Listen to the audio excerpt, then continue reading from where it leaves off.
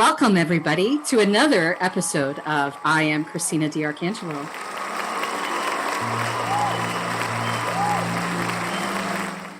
Today, I have not only a colleague of mine, but a dear friend, Róisín Delaney, all the way from the UK.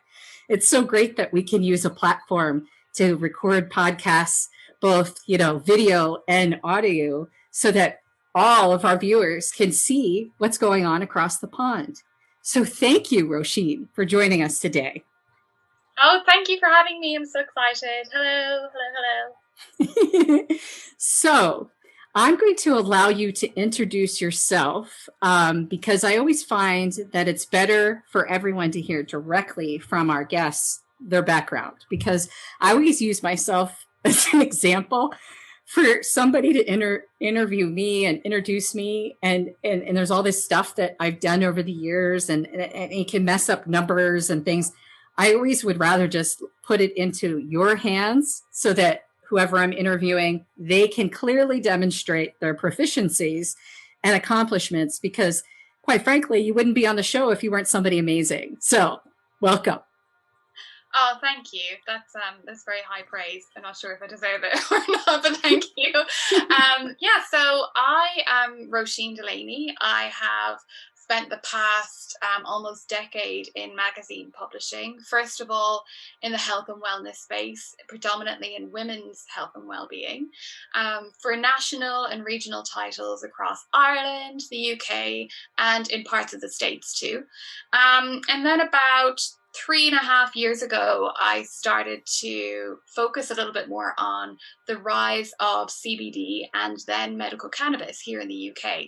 And we discovered as a nation, I guess, just how popular this kind of new way of thinking around cannabis was and how curious people were about it at the time. And that was back in probably like the early parts of 2018.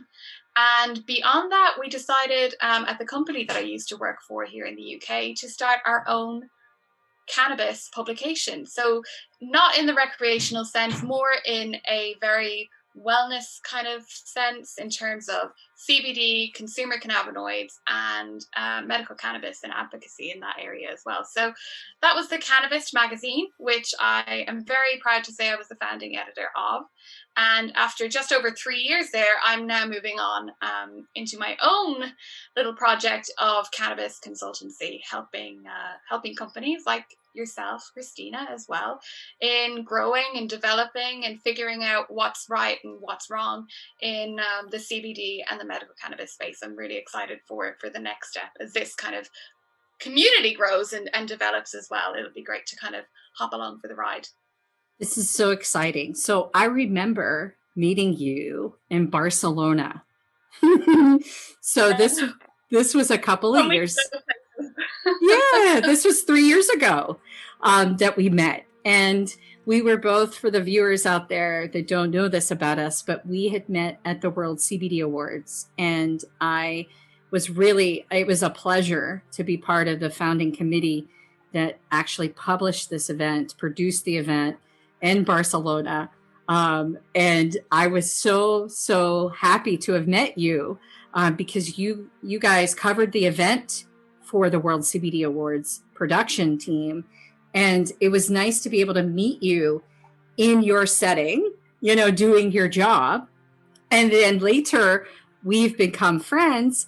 And then you came over to support and cover an event for me for my nonprofit back in the same year, later that year in the fall, October 13th, around that time, you came back over to the United States. Yeah. And you covered the Affinity Patient Advocacy event. And that was it just should show, our viewers how committed you are to truly helping patients, because that was something that was very apparent to me when I met you. There's a lot of professionals in this space, right? From doctors to researchers to publishers to, product growers, etc., that don't have that same passion that you have. And it's really important for people to know that about you, because it gets lost, right? You don't usually have that opportunity. Once the magazine is published and people read your good work, do they get the opportunity to talk to you directly? No, not really, unless they reach out to you on Instagram or LinkedIn, which most people aren't going to do. So I think this is really important that people get that flavor about you, Róisín, because it's something that in my core, I feel about you. Oh, thank you. Yeah, it's one of those kind of weird situations where you end up doing something that you never thought in a million years you would be doing. So for me, for example, I grew up not really knowing much about cannabis at all. Wasn't a cannabis user. Wasn't really into it at all. But I guess I didn't understand it. I was one of those kind of, one of the masses that doesn't understand it properly and what it can do. And I'm very pleased to say that in kind of the last kind of, I guess, 4 years or so, I definitely have, a really great appreciation for cannabis as the plant rather than, talking about marijuana, because that's a different conversation. So I think the language is really important. But yeah, I'm really, really fortunate to, number one, have had a great education, and number two, have a great support network around me, and number three, have the kind of, I guess, have been blessed with really, really, really great health in the way that a lot of the people that I speak to for my job haven't. And I'm learning now that there are just so many kind of various different conditions, some, very, very, very, very debilitating, and some which are just really costly on people's quality of life from day to day. And I'm really fortunate that hasn't happened to me personally, but I would like to be able to use what I know and what I'm good at, which is kind of communicating these things and educating people on these things, and putting a shape to sentences and putting some information out there and having people understand it in a very impartial, kind of knowledgeable way, I think is just what I can contribute. So if I can take someone's story and send it out to the masses and hope that educates someone on something like cannabis, which has been stigmatized over the years, I think that's a very, very small thing to do, but I appreciate the gratitude. Oh, no, absolutely. And, the other thing I want everyone to also recognize about you, because I know from working with you, is that you also fact check what the people that you're interviewing, they tell you who's you're interviewing. You double check those facts that they tell you, because people can say all kinds of things, right? But you're not one of those people that just goes, oh, well, I'm just going to publish this. I had a wonderful conversation with so-and-so and their story is amazing. And I really want to share their story, because a lot of them are empathetic stories, things of like, oh my gosh, this kid, that elderly woman, whatever it is. But you fact check your stories, and you make sure that what these people have told you is credible. And I think we have to remember, that you're taking someone's life experience, and you're taking someone, even in your case, when I interviewed you a few years ago, you had such a career already. You're like on your second career now. Do you know what I mean? You had like a full career before you got into cannabis. And it was so interesting to me that I thought, well, if I'm interested in this, someone else is going to be interested in reading it. So you have to get it right. And even if that takes, all the time in the world, and you're dealing with different time zones, as we always are, like, you still just have to put in that effort, because otherwise it's going to be a bit embarrassing for you. It's going to be embarrassing for the publication that you work for, but it's also going to mean that the person on the other end of the phone is never going to want to work with you again.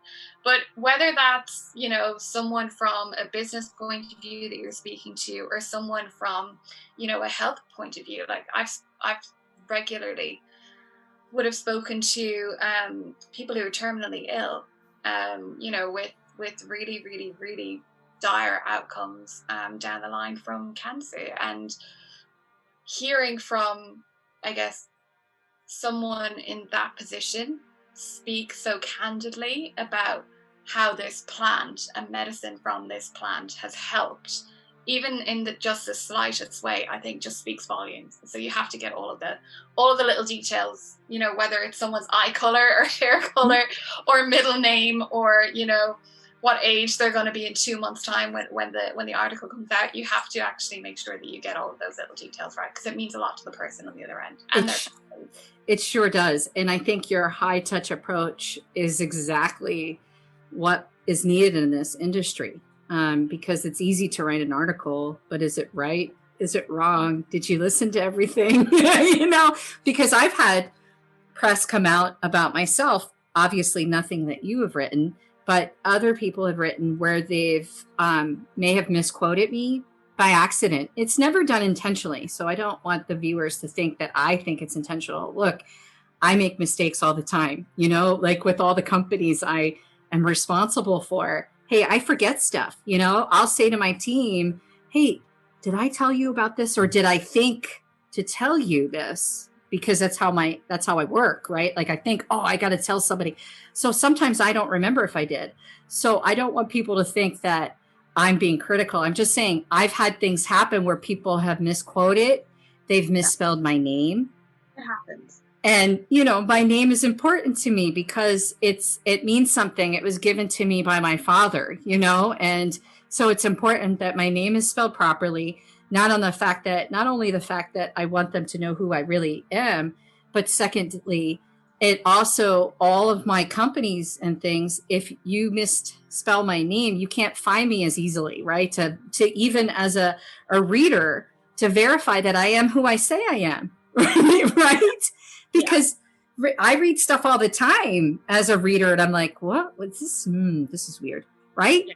So I commend you for doing that because it's something that's really important. And that's one of the other reasons why I liked working with you so much on the media side, was because I knew that you take a high attention to detail and you ask critical questions.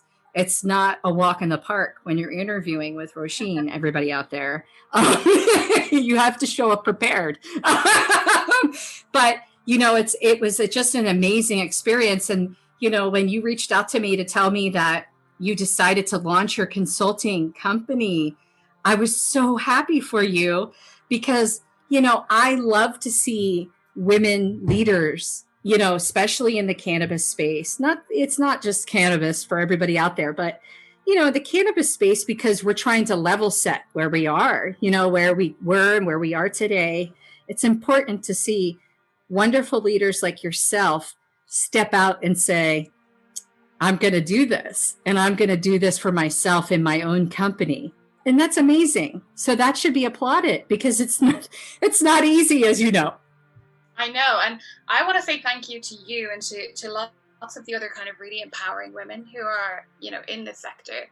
Because if you guys, you know, weren't doing what you do, I wouldn't have felt inspired to do what I'm doing. So honestly, thank you so much for doing what you do, because you're like Superwoman in my eyes. But I think at some point you just realize what you're good at, and you realize, okay, I can actually really benefit, and other people can really benefit from what I can focus on and do well. And it's just a confidence thing as well, about, you know, putting yourself out there and putting, you know, as well, like putting your name out there. I mean, your name is your brand as well. So it's putting your name out there and realizing, well, if this goes wrong, you know, what am I going to do? I'll have to change my name.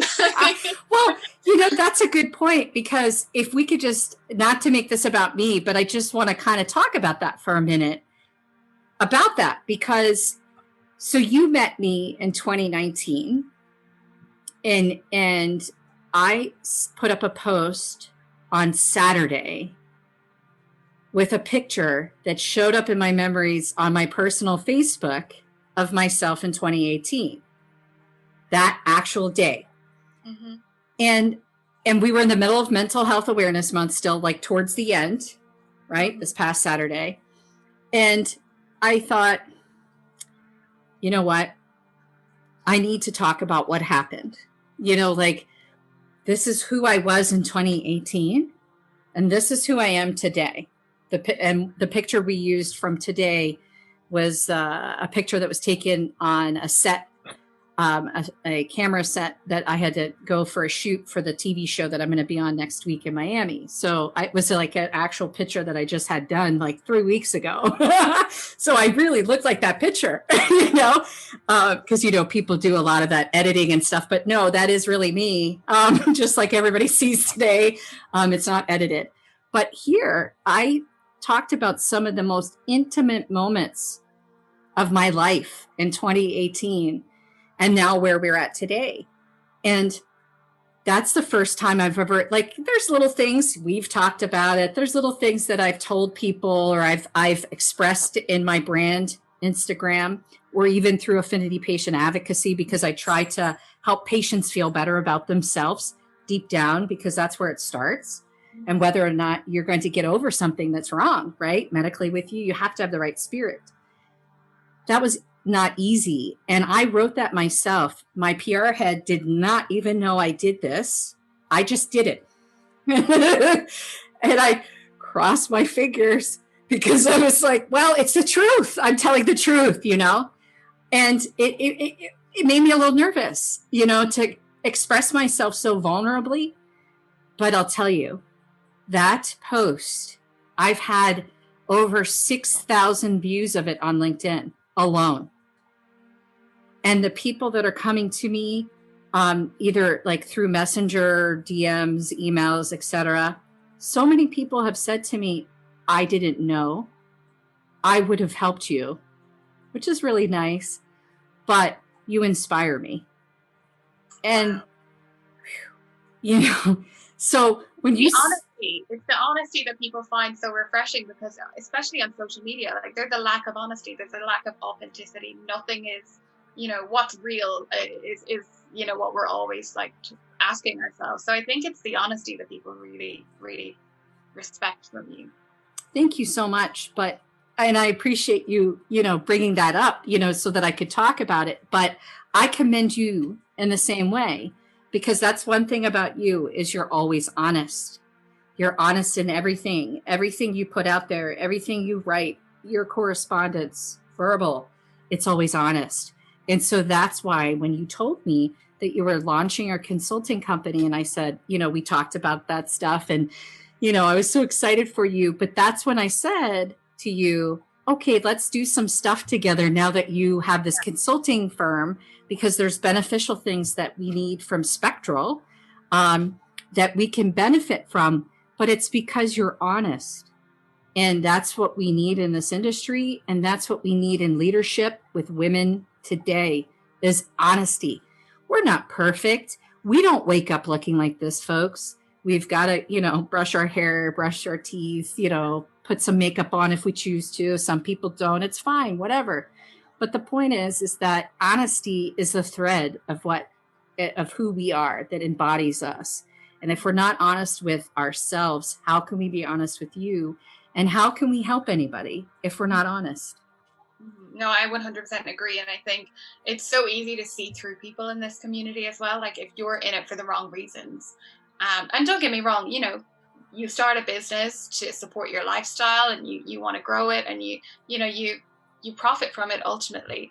But there's a difference, I think, between doing it for the right reasons and wanting to help people, and doing it for the wrong reasons. And I think, honesty is kind of like the fundamental kind of first barrier that you can always see with someone, which I think is great. So thank you so much. I'm excited that I'll get to work with you now. Yes. My first American client. Yes, this is so exciting. So for our viewers out there, because they're probably like, what are they talking about? They're going to want to know, right? So we are so blessed. Spectral is getting ready to launch our telemonitoring platform for patients, to actually help them see what's actually going on with them, with their physicians, and then make treatment recommendations, et cetera. There's all kinds of things that we're going to be doing with Spectral. But one of the key things that we need is business support with working with other companies that are in our space. So in other words, other CBD companies, physicians, we're completely medically focused. So we can work with a CBD company, for example, that wants to measure whether or not their products are working properly with their patients. And a lot of these companies have no way of doing this because they don't have an R&D organization like traditional pharma does, right? And they don't even know that they need to know this yet. But because that's where I came from, that's how we built Spectral. And so we're going to do that. And we're not going to be agnostic to brands or companies. And we're not trying to be the leaders just because we happen to have transdermal patches and other nutraceutical products. It's great to develop our stuff, but we want to work with patients, and we want to work with all patients. And so that means we have to work with other CBD companies. And that is the beauty of the relationship that you and I already have, is that you have connections to all these people because of the years of work that you've been doing. So you're our new global head of business relationships for Spectral. So we're so excited to have you on the team because this is where we're going. You know, we need to take this market into the global space as well as what we're doing in the United States and, you know, Latin America. Yeah, and I think it's really a good time for this kind of like global approach too, because, you know, what the pandemic has showed us is that it's a really small world. I mean, I think the pandemic has also shown us that, you know, as a kind of like a human race, we can all suffer from the same thing. The one time COVID, right. It has had an impact on everyone's lives. And, you know, I don't know anyone, and I'm sure you don't know anyone who, you know, hasn't been affected by it. But at the same time, it's shown us that if we can suffer from the same thing at the same time, we can benefit from things at the same time. And I think it's just led to more of a willingness for people to open up a little bit more, open the doors, and actually just want to collaborate more on projects. Virtually, in person, whatever it might be in the future. I think it's definitely easier to connect with like-minded people now, and that's what we're certainly finding so far when we're reaching out to people to work on a partnership basis with Spectral. It's a very kind of open market now compared to before the pandemic, which I think is really great. It's going to work to our advantage, I think. I think so too. I agree with you wholeheartedly because, you know, COVID has taught us a lot. I think it's taught people a lot personally as a human, right, on how much they can take. Yeah. We know that mental health has risen dramatically since COVID hit us. We're still in a mental health crisis, not because people are afraid. Some people are still afraid of COVID. They're afraid of the vaccine. There's lots of things that people are fearful of, but also the long haulers that are now dealing with the anxiety, the depression, PTS from being on ventilators and getting off and hearing people work on them while they're in a coma. And doctors too, and, you know, your frontline workers. And all those people. And, you know, I know that you were working with COVID people and I was working with COVID people throughout this entire pandemic. And, you know, we're still through the nonprofit. We're still helping. I don't know how many COVID patients come on our doorstep every day. And the majority of them that do are mental health. And so, you know, we need to make sure that we support everybody and think about what we do and how we say things before we do it. I know personally, I changed how I deliver certain messages because of the pandemic, because I have a heightened sensitivity for things now that I never had before. And I'm raising my little boy is 8.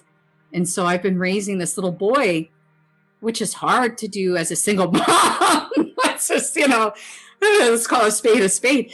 But, you know, in a pandemic, they can't play sport. He couldn't play sports. He couldn't see his friends. He had to have a birthday during the pandemic. And I know that to some viewers, it's like, oh, well, it's just not a big deal. It's just a birthday party or whatever. But when you have a child, and see, this is what I mean about sensitivity, right? So when you have a child that came into this world not breathing, and you didn't get to hold for 4 days, who went to the NICU at Children's Hospital of Philadelphia, his birthday from now until I take my last breath will always be special because I could have lost him. And I'm not trying to be, like negative, but I'm a clinical researcher. So, it's like, I know he was not breathing and he had problems. So I will always celebrate Christian's birthday to the nth degree until, again, my last breath, because it's special. It's his special day. So try to imagine it's a special day and you're in a pandemic and you're doing a parade. Like I kept calling it a drive-by, but I'm like, oh, I'm not allowed to call it a drive-by because it could be a shooting. So I have to message the language appropriately, but that's what they're doing. They're driving by and throwing candy out the window at them or whatever it is, and we're throwing candy at them like a parade. It just made everything a little bit more special, I think, didn't it? Yes. From relationships to friendships to yes. Yes, like even our friendship, we stayed in touch all during COVID. Even though you guys were in lockdown, we were in lockdown, we still stayed in touch, and we checked in with each other every so often to make sure if it wasn't via email, we were watching each other on Instagram. So I knew that if I ever had an issue, I could call you and vice versa over here with WhatsApp. When I decided that I was going to go it alone and set up my own consultancy project, you were one of the first people I called and said, should I do this? Am I crazy? What do you think? This is the name. This is what I'm doing. Like, what do you think? And so, yeah, you were essentially like one of the first.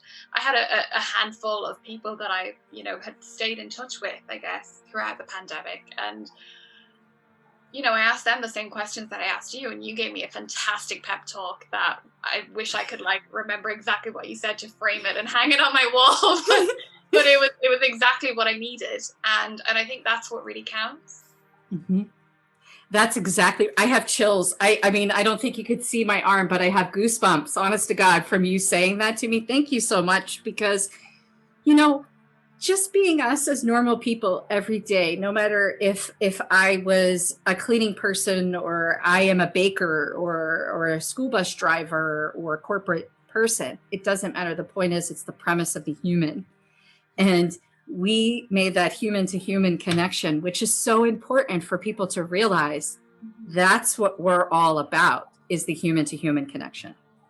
Yeah. And it's never been more important now, because I think we've seen from a mental health point of view, we need some sort of social contact with people, whether it's through a screen or talking down a phone or, WhatsApping messages or whatever it might be. We all need some sort of social outlet just to blow off some steam, and to kind of talk things out, which I think is so important. So yeah, I really appreciate you doing that for me, for listening, for lending an ear. I always will. You know that. I mean it. Just like I know if I need something, if I'm not having a good day, because there's good days and bad days. Everybody has a good day or a bad day, but it's important to know you have somebody in your corner that you can call when you need to. Mm-hmm. Oh, this is such a love fest. I know. This is so great because, our viewers are probably like, I thought they were going to talk about CBD and in the cannabis space, in the global market. We are going to do that. But when we do it, it'll be the next episode. I think today the episode just went into a different, and I didn't wear red on purpose because, I always wear black. But I did wear a color because my producer for the I Am Christina, my production team's like, Christina, you need to wear some more color. You're blonde. You have pretty eyes. We need you to wear color. So I wore red, but not realizing that it was going to turn into such a lovely podcast, to a love type. It's kind of cool that I have red on today. Look how it worked out. It works. So with that, what I would like to do is definitely invite you back on in the next month or so that we can talk more of what you're doing with your business besides what you're doing with us at Spectral, because there's a lot you're doing. And I would like to, maybe bring you back on again in August when you've got your roots down, after holidays, perhaps. Because I know that, you guys take holidays. Us Americans, we just work through the summer. It's nobody's business. We need to be more like you guys. But I would love to have you back on the show if you're willing to. Absolutely. Yes. Anytime. I would love to. And thank you so much for the opportunity again. Thank you so much for agreeing to be on. And one of my first guests of I've only had 3 others besides you. So you're in the 4th position. So this will always be a special episode for me because you believed in me to be on this show. You didn't have to say yes, but you chose to say yes. So with that said, I'm going to say the following. We are the same. I am Christina DiArcangelo. Thank you so much for joining us today. Thank you, Róisín. I can't wait to talk to you again in August. Everyone, be well.